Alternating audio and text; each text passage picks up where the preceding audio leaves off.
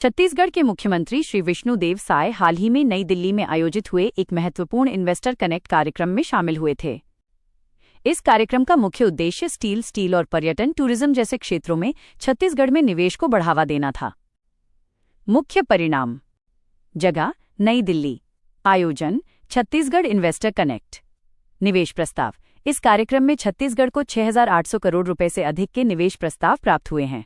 Focus sector: औद्योगिक, ऊर्जा, steel और पर्यटन। इसके अलावा मुख्यमंत्री ने कुछ समय पहले विदेश यात्रा भी की थी, जिसका उद्देश्य भी राज्य में निवेश लाना था। विदेश यात्रा: जापान और दक्षिण कोरिया। उद्देश्य: इलेक्ट्रॉनिक्स, ऑटोमोबाइल और फूड प्रोसेसिंग जैसे क्षेत्रों में निवेश आकर्षित करना।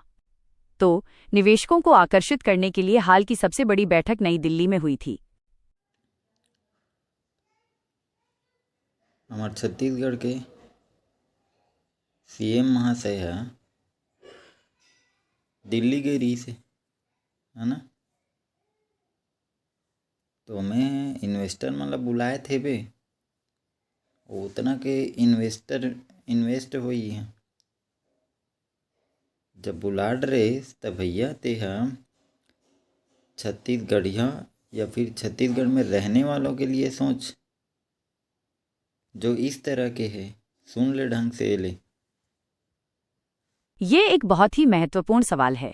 जब छत्तीसगढ़ में निवेश इन्वेस्टमेंट आता है और नई इंडस्ट्रीज लगती हैं, तो ये सुनिश्चित करना जरूरी है कि रोजगार का लाभ राज्य के स्थानीय लोगों को प्राथमिकता से मिले। रोजगार पाने में इन समूहों को प्राथमिकता मिलनी चाहिए। रोजगार के प्राथमिक लाभार्थी समूह: 1. छत्तीसगढ़ के शिक्षित और तकनीकी रूप से योग्य युवा। क्यों? राज्य में बड़ी संख्या में ऐसे युवा हैं जिनके पास इंजीनियरिंग, आईटीआई, पॉलिटेक्निक और सामान्य स्नातक की डिग्री है। लाभ: इन्हें इंडस्ट्री में तकनीकी, टेक्निकल, प्रशासनिक, एडमिनिस्ट्रेटिव और पर्यवेक्षक सुपरवाइजरी पदों पर प्राथमिकता मिलनी चाहिए। 2. विस्थापित और भूमिहीन परिवार। क्यों?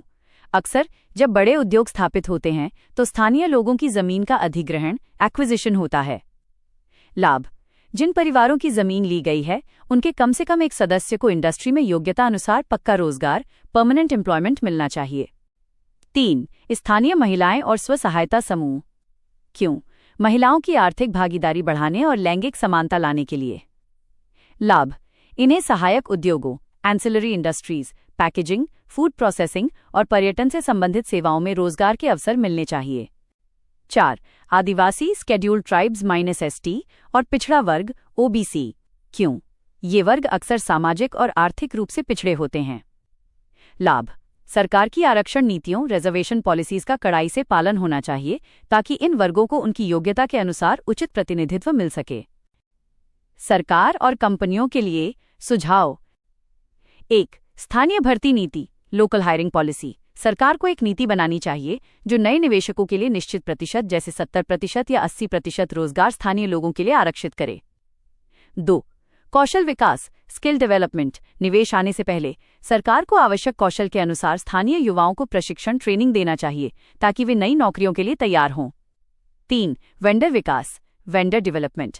बड़ी कंपनियों को बाध्य किया जाना चाहिए कि वे अपनी छोटी मोटी जरूरतों, कैंटीन सेवा, परिवहन, सुरक्षा, छोटे कलपुर्जे के लिए स्थानीय छोटे व्यवसायों को बढ़ावा दें। सरकार इन बातों पर ध्यान दे